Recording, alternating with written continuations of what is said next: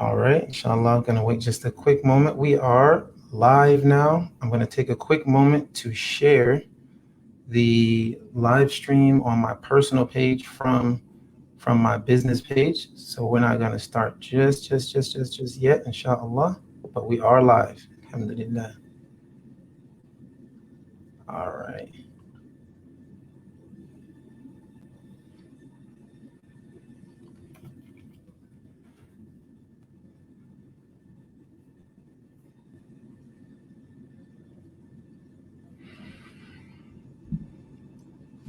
All right.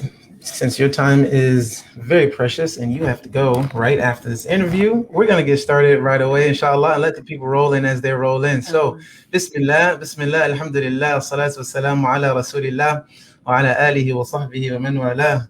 اللهم علمنا ما ينفعنا وانفعنا بما علمتنا وزدنا علما وعملا متقبلا يا ارحم الراحمين. نويت التعلم والتعليم والتذكر والتذكير والنفع والانتفاع والإفادة والاستفادة والحث على التمسك بكتاب الله وسنة رسوله صلى الله عليه وسلم والدعاء إلى الهدى والدلالة على الخير ابتغاء وجه الله تعالى ومرضاته وقربه وثوابه سبحانه وتعالى. So we have a very special guest today on episode 4 of the Measured Tones podcast, where we discuss all things Quran. Very excited to have Hafiza, Ustada, Sheikha, our teacher, Maryam Amir, Alhamdulillah. And before giving her the floor, inshallah, I would like to take a quick moment to read her bio so that we can learn just a little bit about her, inshallah, before we get started. Not to embarrass her or anything like that, but we just got to know who it is that we're talking about and talking with, inshallah. So, Ustada Hafidha Maryam Amir received her master's degree in education from UCLA, where her research focused on the effects of mentorship rooted in critical race theory for urban high school students of color. Did not expect that. Did not expect that. MashaAllah. It's a hot topic today too, MashaAllah. She holds a second bachelor's degree. Yes, she holds a second bachelor's degree in Islamic studies through Al-Azhar University, alhamdulillah. Maryam studied in Egypt, memorized the Quran in its entirety, alhamdulillah, and has researched a variety of religious sciences ranging from Quranic exegesis, tafsir, Islamic jurisprudence, fiqh, and prophetic narrations and commentary, hadith, women's rights within Islamic law, and more for the past 15 years, mashallah. She's featured in a video series on faith produced by goodcast.net called The Maryam Amir Show. Inshallah, maybe before we leave, you can tell us a little bit about The Maryam Amir Show and how people can follow that, access that content, inshallah. She actively hosts women who have memorized Quran from around the world to recite and share their journeys through her into the Revelation series and the hashtag For Mothers campaign. She is an instructor with Swiss and Hikmah Institutes and an author with Virtual Mosque and Al Jum'ah Online. Maryam's focus in the fields of spiritual connection, identity actualization, social justice, and women's studies have humbled her. The opportunity to lecture throughout the United States and around the world, including in Jerusalem, Mecca, Medina, Stockholm, London, Toronto, and more. She holds a second degree black belt in Taekwondo. What? Don't mess with this sister. And mashallah, and she speaks multiple languages. Alhamdulillah, alhamdulillah. So we're very excited to have you on, sister. Alhamdulillah. My honor. Alhamdulillah. So let's get right into it, inshallah. So I just before starting, I had wanted to just get a little bit about the beginning of your journey with the Quran. You memorized the Quran, and obviously this is something that's very important to me as a father of many young girls, little girls. I got a bunch of daughters, alhamdulillah. And yeah, so, and when we think of Quran reciters and scholars of Quran and things like that, typically the first thing comes to mind is a bunch of brothers, right? A bunch of men. And so it's always nice to see our sisters coming out into the limelight, to the forefront, and showing our daughters, our sisters, wives, that they can also achieve this, just as much as the next person. Alhamdulillah. So tell us a little bit about your journey and how that was for you, inshallah. بسم الله الرحمن الرحيم الحمد لله رب العالمين حمدا كثيرا طيبا مباركا فيه والصلاة والسلام على رسول الله. It's such a blessing and an honor to learn from you, Imam. It's such a gift to be with you here, someone who I admire so much in your efforts for the Quran. MashaAllah, a father of daughters who is showing women, his own daughters, how they can be the forefront of hafidhat and women of Quran, mashallah. It's such a gift to be able to have that in your life and be able to see that. Alhamdulillah, I was very blessed with parents who were intentional about teaching me Islam. My family, a lot of my family members are converts, and so it was a very intentional way of wanting to teach, the next generation Islam. But I didn't feel connected. I didn't know if I wanted to be Muslim. At the time, to be completely honest, especially growing up in California, I wanted to be like Britney Spears and the actors who were really famous at the time. Just like these were the role models that I saw as the cool people who, as a middle schooler, as a high schooler, like all of our peers wanted to be kind of similar. And so, or a lot of them at least. So that was kind of like the path that I envisioned, and religiosity and spirituality wasn't part of the journey that I had wanted to see myself on. And then when my parents, they decided that we were going to go for Umrah, subhanAllah, they told us when I was in high school that we were going to go for Umrah, and I was terrified. I was, as a teenager, that was not any sort of, I didn't have any sort of like identity rooted in this is how I would be. I was worried that I'd go to Mecca, come back and become some like pious person, because I'd seen other people have that story, and I did not want that to be my story. SubhanAllah, when I first saw the Kaaba, I just couldn't hold back I felt like this was my heart, and something just slammed into it. Seeing the Kaaba for me was this moment of waking up. It was like أَفَمَنْ كَانَ مَيْتًا, the one who was dead, فَأَحْيَيْنَاهُ, that Allah subhanahu wa ta'ala gave this person life. This is the way I felt. Like my heart was literally dead, and for the first time in my life, I felt it come alive. And in that moment, I remember repenting to Allah and asking Him to guide me and to forgive me and to help me stay close to Him, because this feeling was something I had never known existed, and I wanted to do everything possible to come back and experience that again. So when I went back to high school, back to, California, everything was the same. I was the one who went through a spiritual experience. It's not like everyone in the world suddenly shifted, but I did. And I didn't know how to maintain that, considering I didn't want to identify as that before. And so when I came back, I decided that what is one way that I can connect to Allah? And I thought the Quran. The Quran is the word of God. And so if I want to get to know Him, then being able to read His book is the best way that I could get to know Him. But I am not Arab. I didn't speak Arabic. I barely could read the Quran. Of course, like when I was a kid, my parents had put me in classes so that I could read it. But I hadn't opened a Quran in years since I was a kid. I could barely read it. And so I really struggled. I intended that I was going to read 5 pages of Quran a day. And for someone who doesn't know how to read Quran, that is a lot of pages. I didn't know that at the time. I thought the number 5 is not that big. It was a lot of effort. But every single day I was intentional about it. And sometimes it would take hours, but I would still do it. And one day my mom walked past my room and she was like, "Why don't you read it in English so that you understand what it's saying?" And when I share that now, I am overcome with emotion, because I feel like Allah subhanahu wa ta'ala just gifted me. I know so many people who start the process with the Quran, they're never told read a translation. It's never even suggested to them to read a translation. It's all about read as much Arabic as you can. And as much barakah as there is in the Quran in Arabic. Abu Hurairah radiallahu anhu mentions that if you recite the Quran in your home, the shayateen leave. There's the angels are roaming the earth looking for people reciting the Quran. There's reward in every single letter that you're reciting, of course. But it was also revealed in Arabic for a reason, to people who were Arabic speakers for a reason. And so I'm so grateful for my mother who made that suggestion, who she herself really found, the beauty of Islam through the Quran when she was in college, and my dad too.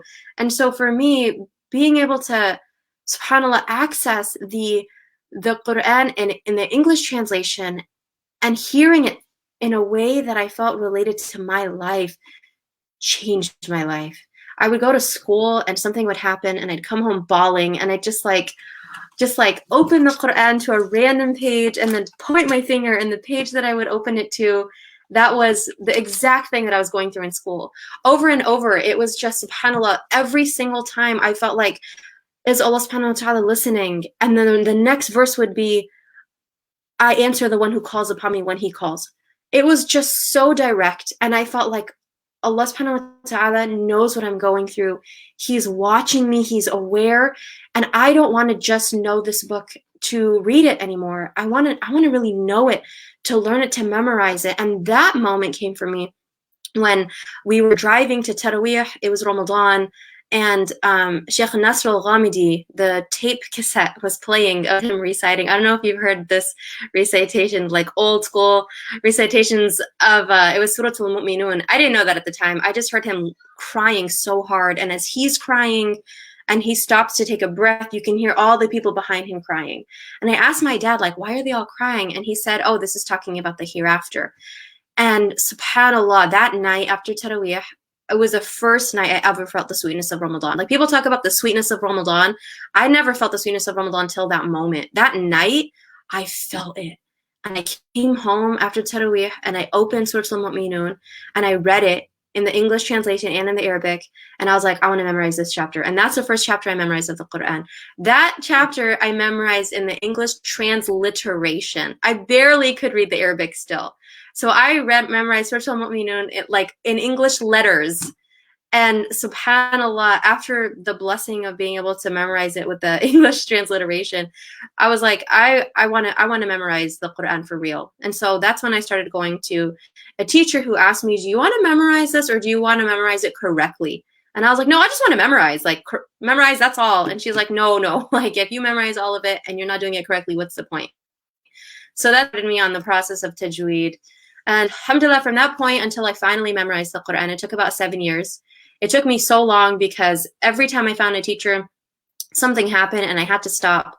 And so when I found another teacher, it would take like the first 6 months. She'd just want to review what I had memorized in the past.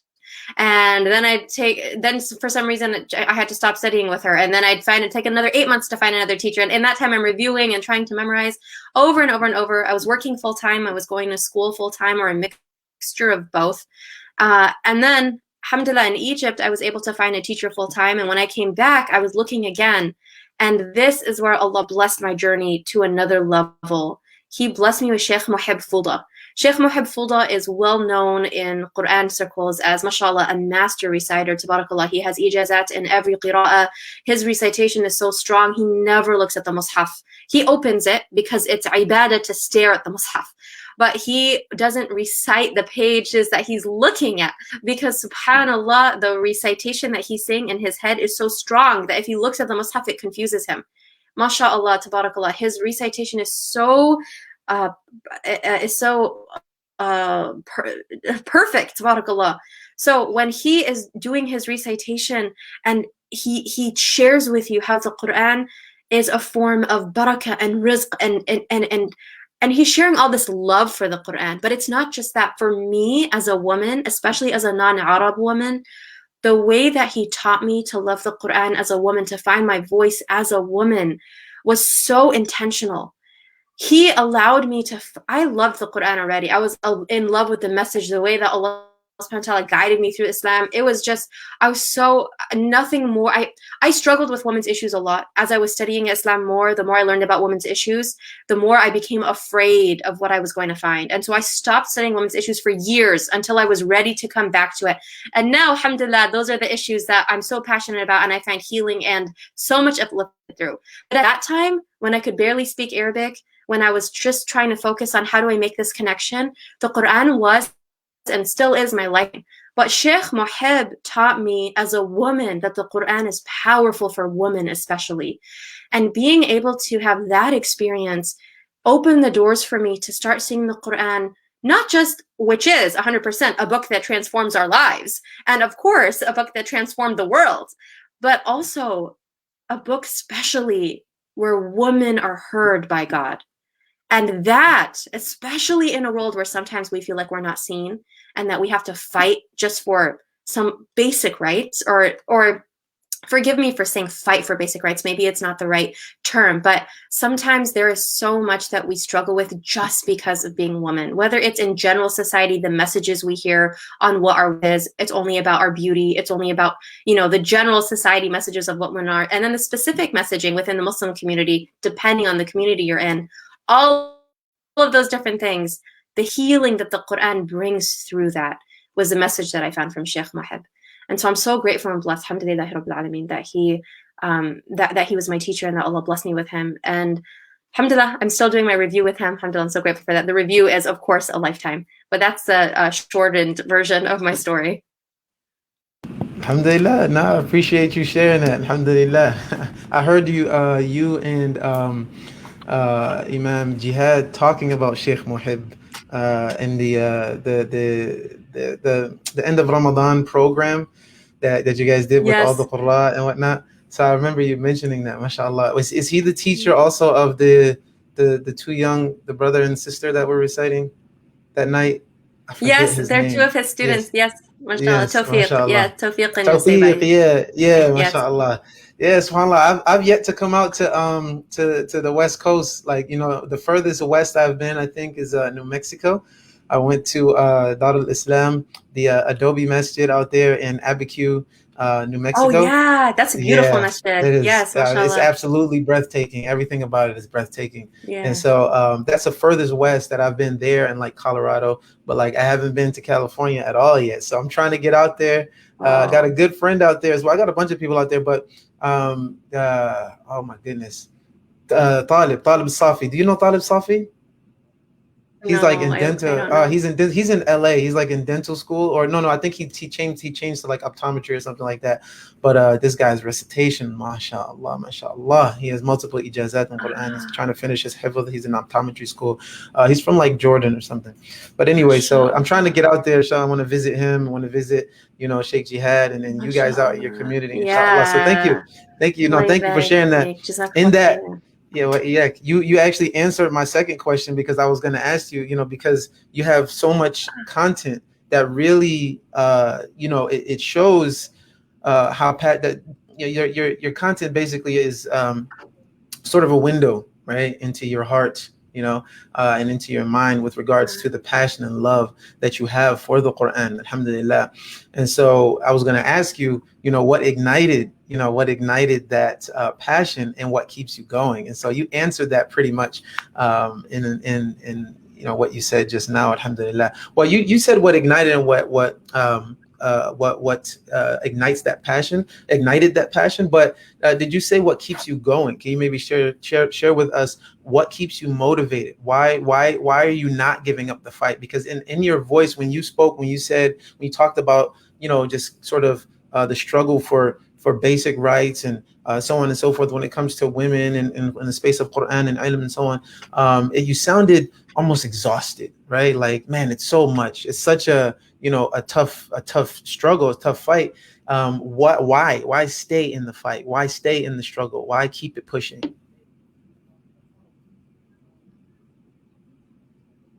So, especially because I am actively addressing women's issues, I hear from women every day. I hear from, I average, this is like so awkward to say, but I'm just going to share it because I think it's really important to realize how intense this is. Just on Instagram, I average around 500 messages a week. And those are women who are messaging me, who are saying the struggles that they're having with religion, the struggles that they're having in their marriages, the struggles that they're having with not being able to access the masjid, the struggles they're having with whether or not they want to stay Muslim. And a lot of times they're coming from young people who are in their early 20s and in their late teens, who are questioning all of Islam because they haven't seen women as part of spaces of knowledge. And they're wondering why women are inferior to men, being asked if a woman is somehow not quite a not quite an animal, but not quite a human.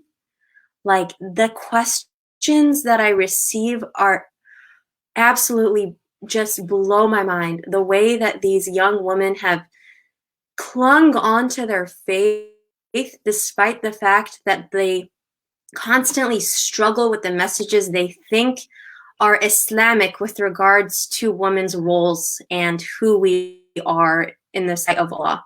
And then I hear from women who are in their 30s and 40s who have been hearing certain messages about what it means to be a Muslim woman in the community, and who now in their marriages, or now that they're divorced, or because they've never been married, have faced a lot of struggle because some of the reasons they did things, for example, wearing hijab, was part of a greater community discussion on the reason that we wear hijab is because you're protecting yourself, or because you are, for men, or because you are wearing it so that you save yourself for your husband, for example. Those are some of the messages that these women in their 30s and 40s grew up with.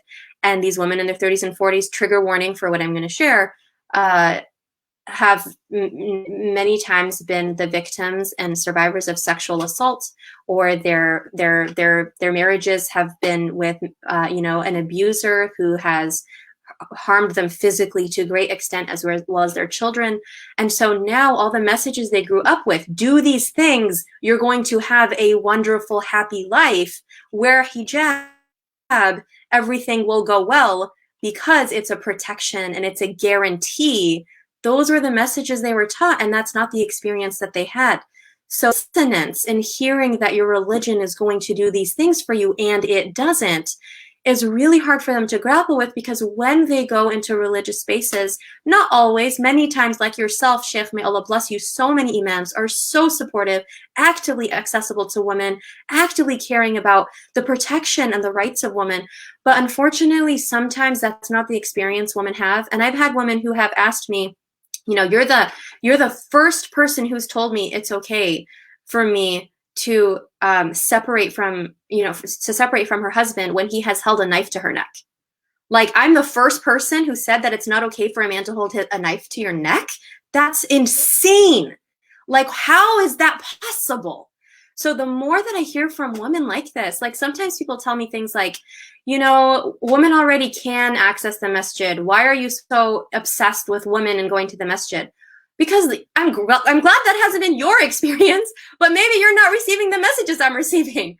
And the women who are experiencing the things that they're experiencing are sharing with me that they don't have access and a safe place, and a place that they feel like they can worship, and an imam that they feel comfortable asking, and a woman of knowledge they can seek knowledge from. So, like, the more that sometimes I'm overwhelmed. I can't tell you how often I'm just like, I just want to get off of all social media. I just want to focus on my Quran. I just want to focus on my own studies. That's all I want to do. But then I hear from women who are telling me that they were about to leave Islam and coming across the content. It's not because of me. It's because I share so much about other women. My page is all about profiling women who are women of knowledge, women who are memorizers of the Quran and recite the Quran all around the world, sheikhat who are, women who are scholars who have dedicated their lives to fiqh and to Islamic law, and who are, mashallah, such examples for all women. And many communities never saw that. I didn't see this growing up. Many communities never saw, many girls, many daughters never saw women they could hope to be like as they were growing up. And that filling that space for other women has been a form of healing. And that's what part of the messages that I receive is just the gratitude for doing this, because they feel like they can actually find themselves with Islam again. And when I get messages like that, it drowns out all of the unfortunate and unnecessary other types of messages. It helps me realize that, subhanAllah, women just need a space to hear other women. And this is really where it kind of comes from, the concept of, like, I know this is a discussion that inshallah we'll have at some point, but just like, why do women need to be there? Why do women need to recite Quran in public? Why? It's like, it's not for men to hear us. It's for other women to have access to other women. And right now, social media is really the place where women have access. And yes, alhamdulillah, now we have, institutes, but a lot of women don't know about those institutes, or they've tried and those institutes have actually been really hurtful to them. And so being a bridge where it's like, there are all these options, there are all these institutes, there are all these women scholars, and this is a place for women, and men are our allies. Men are our brothers. Men are our guardians. They're the ones, mashallah, it's a gift from Allah to have men who are supportive of women, just like you, Imam, and so many imams have reached out to me. I can't even count the number of imams who've reached out to me and said, thank you for doing this. Please keep doing this. Let me know how I can support you. It's been such a gift to hear this, alhamdulillah. But to know that there are women who are like the women that they see, and that there are imams who support women or are accessible to women when maybe they haven't had those experiences. Alhamdulillah, being able to have that has been such a gift, to be a bridge, to be able to help women who are finding their voices and finding that healing go back and say, now I'm ready to study. Now I'm ready to really learn my religion. Where do I go? And then alhamdulillah for being able to share your institute and being able to share Robalta, which is Dr. Tamara Grace Institute, Dr. Aisha Prime's Institute, so many different sheikhats who are here and alhamdulillah have found that healing with Islam. Alhamdulillah. So that's the perfect segue. But before that, we do have some comments from the viewers, people asking, may Allah elevate and fortify you, Ustadha Maryam,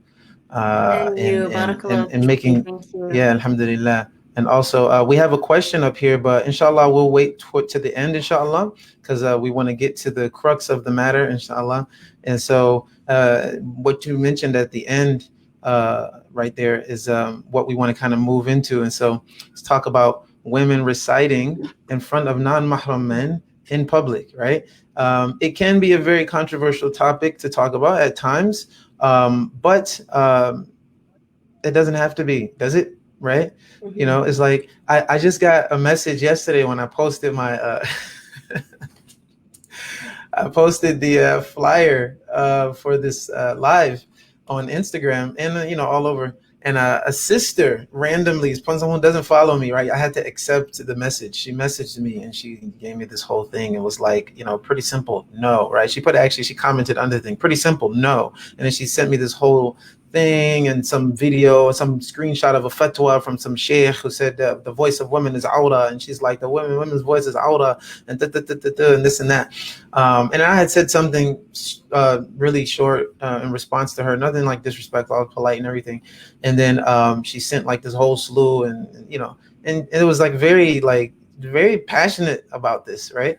And so I wanted to ask you, like, what's the deal with that? Do you know anything about sort of like where this come from and how it became this kind of like the dominant sort of theme? But if anything, just kind of enlighten us about this topic in general, inshallah. Please educate us.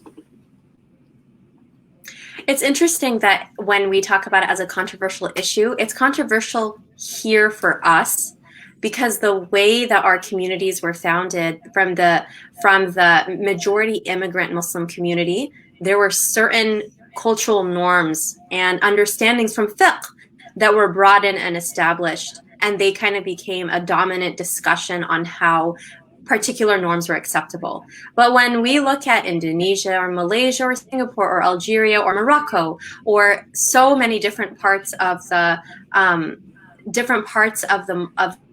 Muslim majority countries, and also countries that are not Muslim majority like Nigeria, but the concept of how women recite in different areas it's not controversial there, because it's the norm, because it's been their norm for centuries.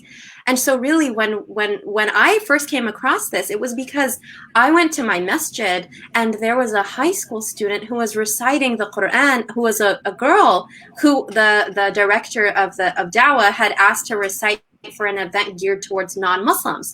And when I saw a woman reciting, the first and last time I've ever seen it at my masjid, I was so shocked. And I went to her and I said, this is haram. Like it's haram for a woman to recite.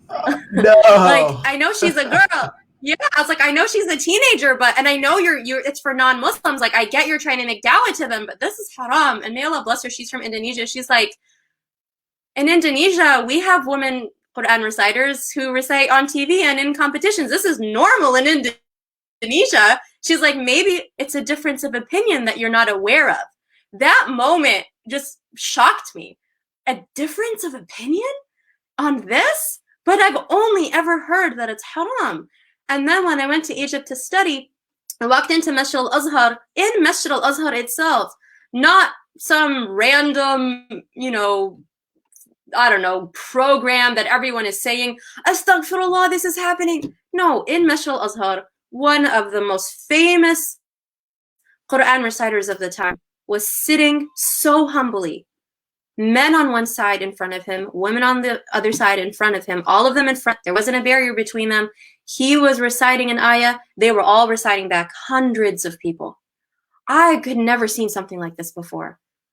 To be in such a historic masjid, a place, a bastion of knowledge, and to see this there, I was taken aback.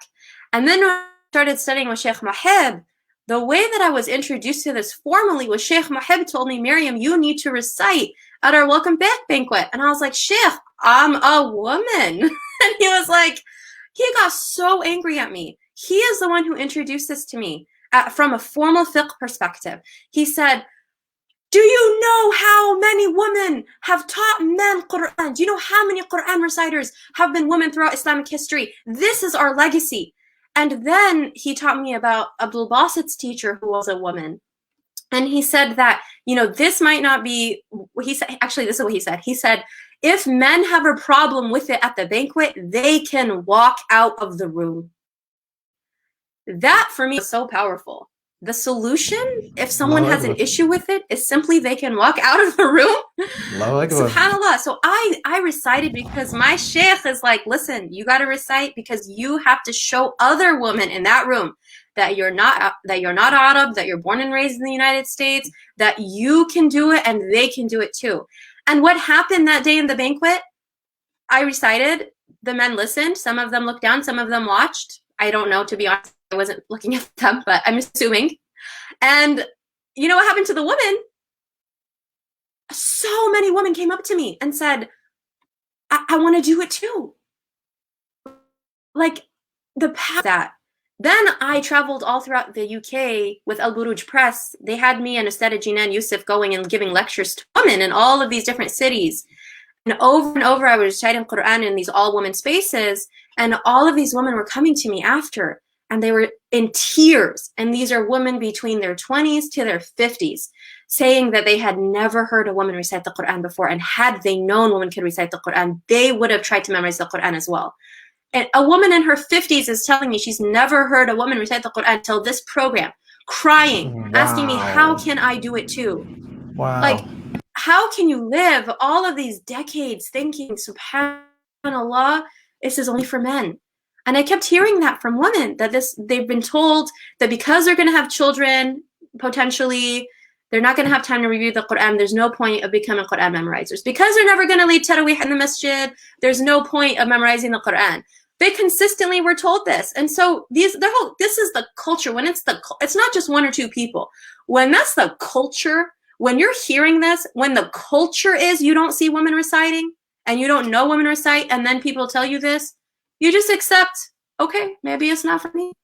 But subhanAllah, when you hear about women in Islamic history who are Quran reciters, it's so powerful to see that even Imam al-Sakhawi, we have Hani who was reciting the Quran. And so her recitation moved him. And he mentioned being emotionally moved by her recitation.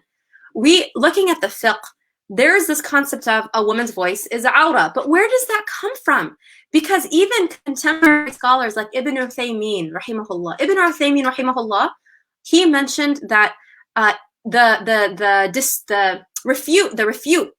to refute this issue in and of itself is in the Quran, because the Quran itself says فَلَا تَخْضَعْنَ بِالْقَوْلِ فَيَطْمَعَ الَّذِي فِي قَلْبِهِ مَرَضٌ وَقُلْنَ قَوْلًا مَعْرُوفًا. The Quran itself is giving a guideline for how to speak. So women are speaking.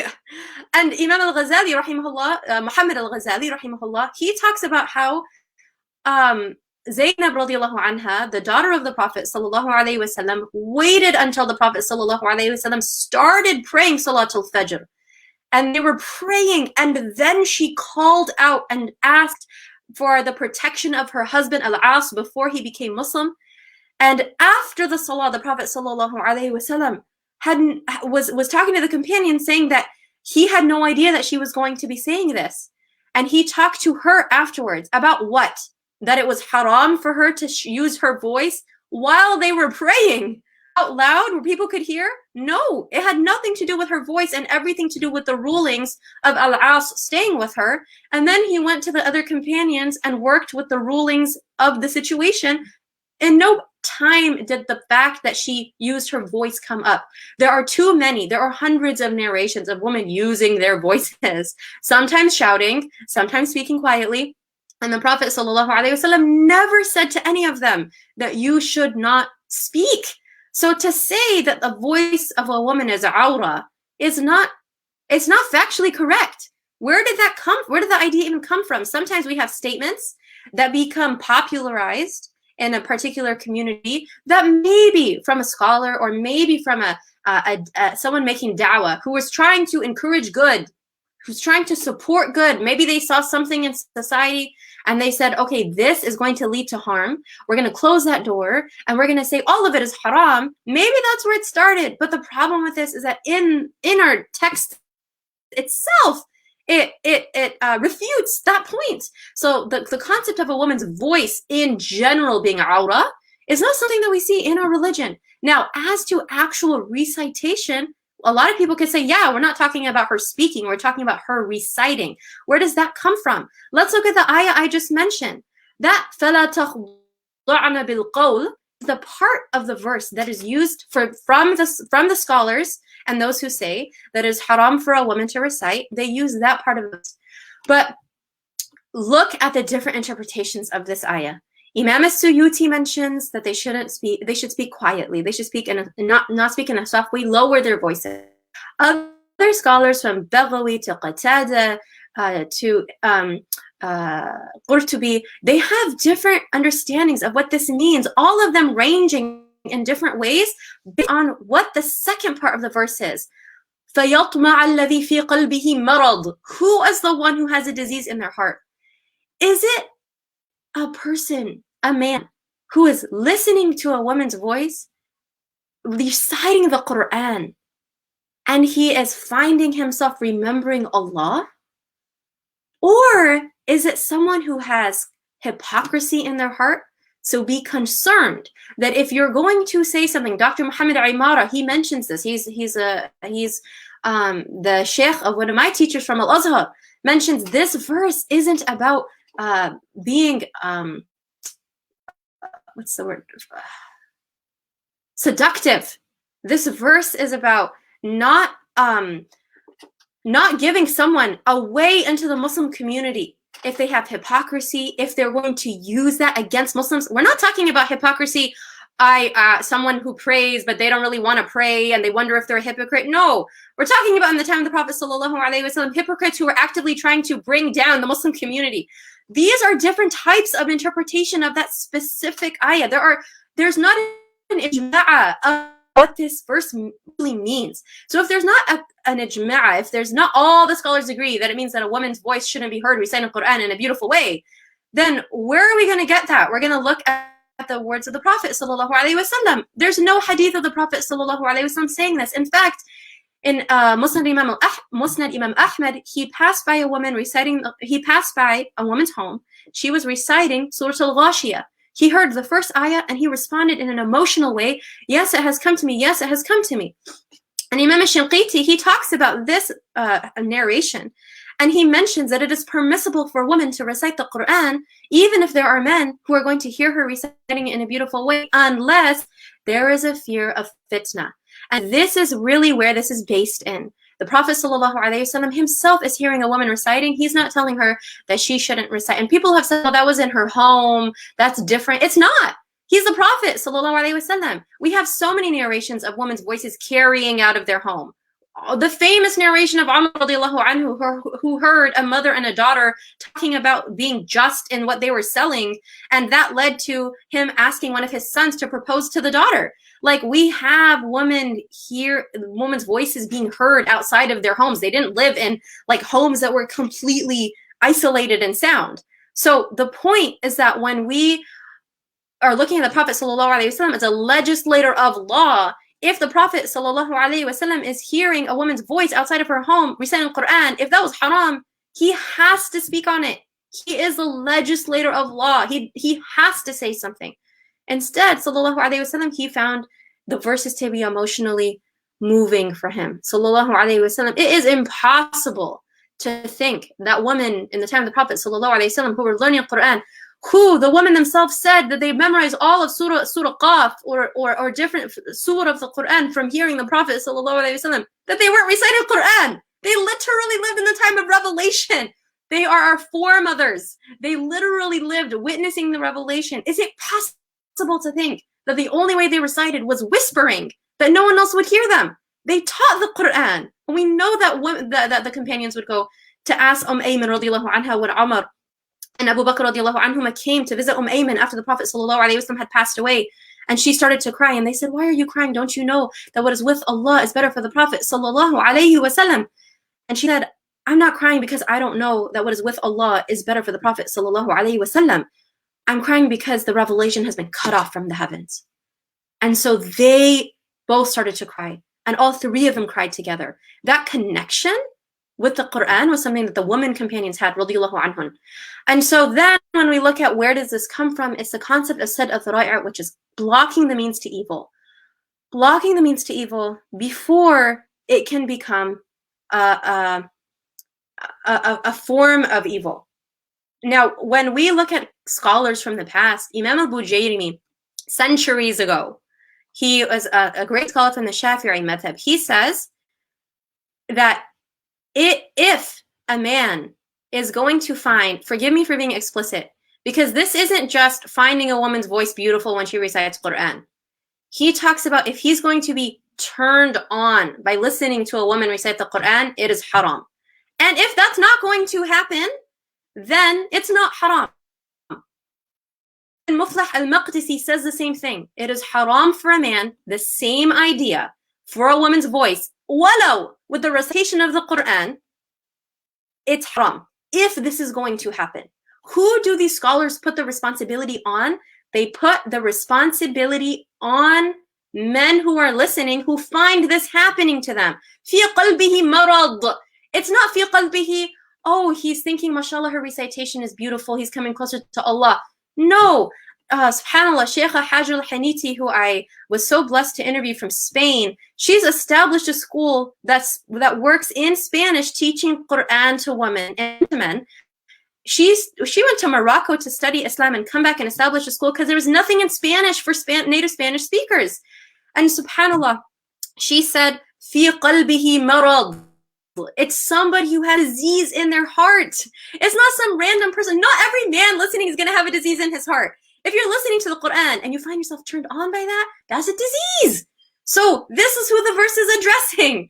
So over and over, the scholars who address this issue with permissibility say the responsibility is on the man to scroll away, to stop listening, to walk out of the room, not haram on all women to stop reciting. And when we talk to the scholars today, the men scholars and the women scholars in Morocco and Algeria and Malaysia, these are countries. If you look, like if you scroll through my page on Instagram at the Maryam Amir, TAEMARYAMAMIR, you'll see so many interviews with women who are on TV, who are on competitions, reciting Quran with major Quran scholars, because they are major Quran scholars, who are men. And the scholars of these communities, they don't, when I ask them, when I've interviewed women who've come on and I said, like, what is it like for a woman? They'd say to me something like, you know, maybe in California, this isn't the norm, but this is normal here. Women recite Quran with men, and women win competitions over men. That's our norm. And for me, that was so powerful because they have I'm so sorry to say this, but they have removed any sort of the concept of, I don't even want to use the word, making the Quran anything other than undivine. The Use Quran for words. them is Quran. Bismillah. Thank you. It's just focusing on the revelation of the words of Allah, the beauty of the recitation. It's not about who is reciting. It's not sexualizing, a'udhu billah, recitation. It's part of focusing with Quran. Now, of course, there are scholars who made the opinions that it's going to lead to fitna if men listen. It's going to lead to doors of fitna being opened if men have access to this and hear women reciting. No worries. If that's the opinion that someone wants to take, that's totally fine. This is a difference of opinion. Dar al-Ifta and in Jordan and in Egypt said the same thing, that it's permissible for women to recite. Men are the ones to hold the responsibility unless there's fitna, if there's a concern of fitna. So when we're talking about fitna, what is the concern of fitna? We're worried that there's going to be a man who's going to hear a woman reciting and something could happen inside of him. This is a problem, of course. But closing the door completely for women's recitation is where we are right now. Women who are leaving our religion. Women who've never memorized the Quran or even thought about it because they thought it was for men. Women who don't feel like they have a space in Islam because they've never heard a woman reciting the Quran before. And as I mentioned, I hear from these women in the hundreds weekly. So this isn't some obscure reality that someone is making up in my head. These are women from all around the world saying for the first time in my life, and she's saying that she's in her 40s, that she messaged me saying, I recited the Quran for my parents, and we all wept. For the first time in my life, I'm reciting the Quran for my children. I'm reciting the Quran for my children. I never knew I could recite out loud. That might seem shocking to some people, but that's the culture for some people. So the point is, for me, at least here, the point for me is not like, some people say, why are you obsessed with women being equal to men in Quran recitation? I'm like, that's your pitch. That comes from you. I'm saying women need access to other women to recite the Quran. If men hear women on social media and have a problem, they can scroll away from it. Because we have women like in Ilhan al-Sama, which is a book that was overlooked, that was overlooked by Sheikh Sha'rawi. It was written by As-Sa'adani. He talks about women reciters of Egypt from the time of Muhammad Basha, the Ottoman ruler, in the 1800s, how a woman would come and be the Quran reciter for the court. She's buried by Imam al-Shafi'i, rahimahullah. SubhanAllah, we have women who are Quran reciters who are actively part of the Egyptian culture of Quran recitation that stopped because of a fatwa that was passed by Al-Azhar in the mid-1900s. And then women's recitation stopped publicly in Egypt.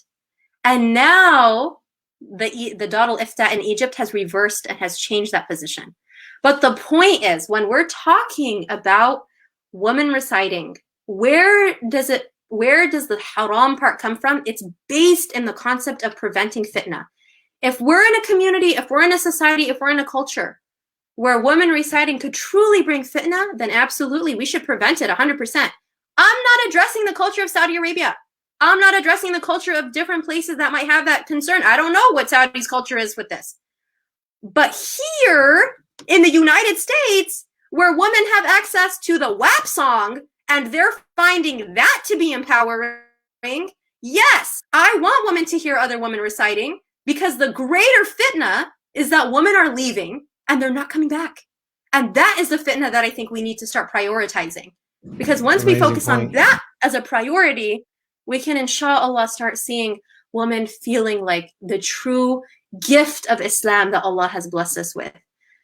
SubhanAllah, it is such a gift to be a Muslim woman. And people say that, and they don't realize the pain women go through in our community sometimes. Alhamdulillah, so many imams, so many communities are actively focusing on access to women. And inshallah, more and more that will happen. And we'll start to see the shift for your daughter's generation and my son's generation, so that they will grow up with a healed space, inshallah. Inshallah, inshallah. Woo! You got me emotional over here. I'm over here trying to keep it together. Thank you, sis. I really appreciate you sharing that. Got a lot of excitement in the comment section. A little pushback, but nothing major. One of our viewers was saying that she was of the opinion, she was kind of taking more of a sort of like a middle ground, right? So she wasn't saying it's haram, but she was saying that it's permissible, but they can't use maqamat because they're beautifying their voice. If they use the maqamat, and then she said, yeah, basically what you were saying, that's fitna for other men. And then, but if it's a situation where a man can't find another man who is fully qualified and has mastered all the rules of tajweed, then it's okay for him then, in that sort of extreme case, to take a female teacher. But I think you just addressed a lot of that. But if there's anything in the comment, you know what? You want me to let you read the comment? You want to see it? And maybe you can address it. Bismillah. Oh, sure. The issue is that reading with maqamat, the rhythm, the do it purposely, and this something make fitna for other men, but reading with rules of tajweed clearly with tension of teaching without going up and down and making like music with your voice, that's the problem. And sometimes it goes to the point that they say Allah like they are amused by a song, not the Quran. Actually, this is a really good point, and thank you for mentioning this. So there is a difference between recitation and maqamat being used in a way that follows the tajweed rules and is for expressing the meaning of the verses versus actually taking it as a song. And when scholars talk about women not reciting in public, this is one of the points they make. Don't sing the Quran. But this is not specifically for women. Men do this as well. Sometimes you hear the Quran being sung like a song. That's problematic. Men and women. The Quran is not a song. It has rules. Maqamat is different though. Maqamat is a different discussion completely that we don't have time to get into right now. But the point is that I encourage anyone listening to go and listen to the woman who I've interviewed from Singapore. Her name is Sheikha Suhaimi.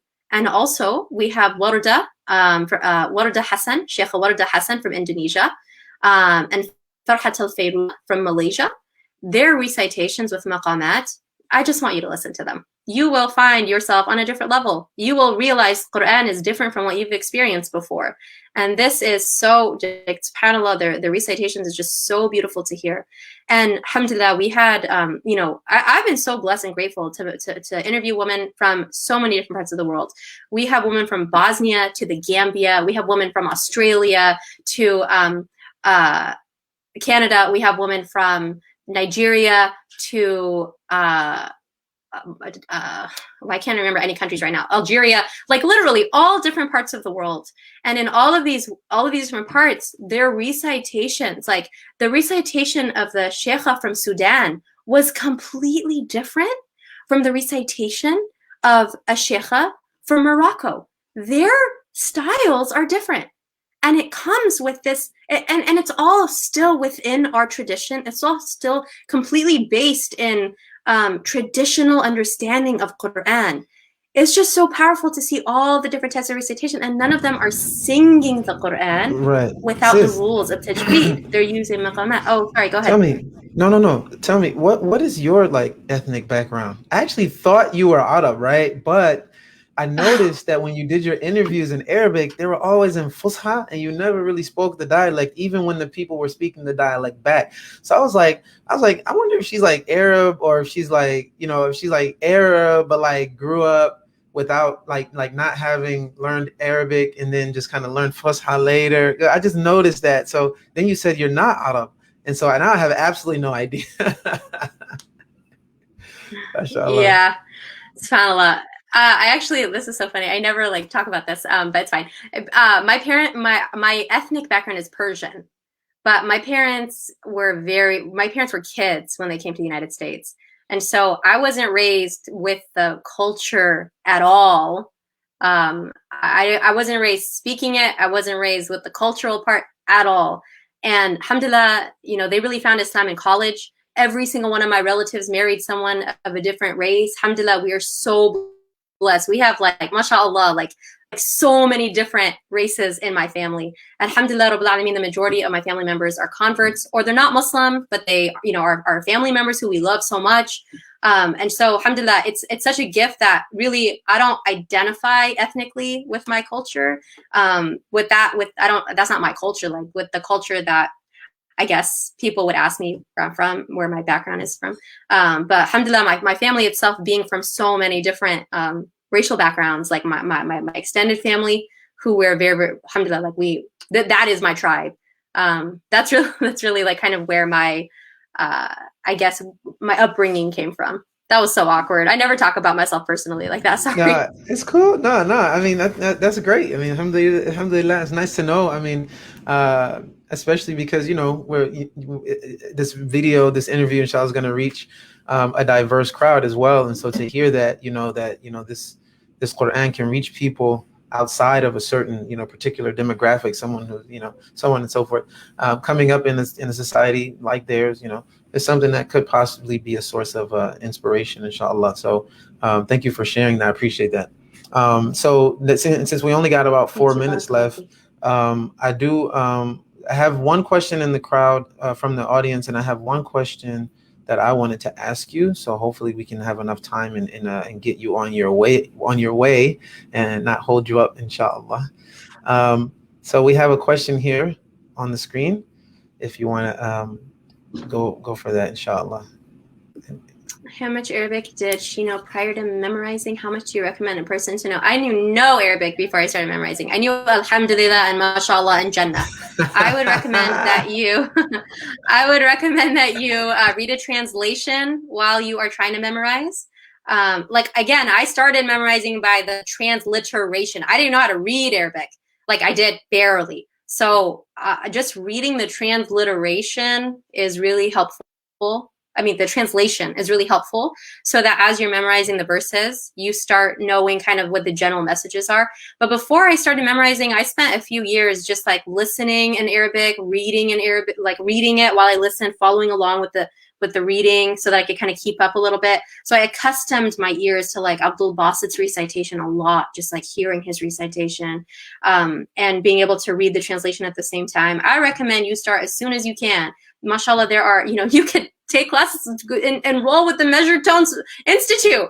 Measured Tones Institute is a great place to start. Hey, and inshallah, you can begin bismillah. memorizing right now. You don't need to know Arabic to memorize the Quran. Definitely, you can start from now. If you're going to say, I need to know Arabic until, like, before I start, in the next 10 years, if you don't know Arabic, are you going to say, I'm going to wait, and then you're 80, and then you're 90, and subhanAllah, I never learned Arabic, so I never memorized the Quran. Like, no, start now. Inshallah. You will get there, inshallah. Alhamdulillah. Thank you so much for that amazing advice, mashallah. So my question, and hopefully the final question, is what advice do you have for young aspiring students / reciters of Quran, or anyone who wants to pursue Quran studies, regardless of gender? But I mean, if you wanted to specifically send a message to young women, young girls, about this, then you can do that as well. However you want to give that advice, inshallah. Sheikh, I'm so sorry. Your voice cut out a little bit. Can you restate the question for me? I heard something about little girls and little. Oh, sorry. I said what advice do you have? Sorry about that. I said, what advice do you have for young aspiring students / reciters of Quran, or anyone who wants to pursue Quranic studies, regardless of gender, or if you want to specifically talk to young girls as well in your message, I mean, that's fine. However you want to package that message, what advice do you have for people who want to, well, you just said the thing about the transliteration, right? But if there was some other kind of message you wanted to direct towards, some aspiring young reciters, inshallah, please do give that advice. There is going to be so many times where you feel alone, where you feel like maybe you want to give up, maybe you feel like, why am I even doing this? Always remember that the one you are doing it for sees everything that you're doing. He is a shakur, he is the appreciative. He remembers what you do 10 years after you do it when you've completely forgotten about it.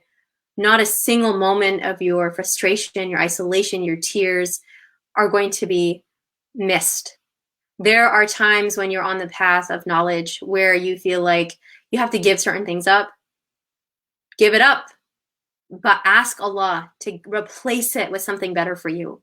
Find a community who can support you in your process. Online right now, Measured Tones Institute, Robalta, suhaibweb.com. There are so many institutes that have teachers and a community who will support you, so you won't be alone. Find a teacher to work with, find mentors to work with. It's so critical, because when you're going through this process on your own, you're going to hear a lot of things, especially if you're a woman. You're going to hear a lot of things about what you should be doing, what you shouldn't be doing, and you're going to get confused. So find people who will help you navigate what your reality looks like where you are, because it does make a difference if you're studying in the United States versus if you're studying somewhere else. The culture is going to impact the way certain rulings are made. So look at your reality, speak to scholars in your locale, and work with institutes who can help support you. And remember that Allah subhanahu wa ta'ala, his door is always open. So constantly make dua, constantly ask, constantly knock on that door. And every sajda that you make, pray that Allah subhanahu wa ta'ala opens the doors of the Quran for you.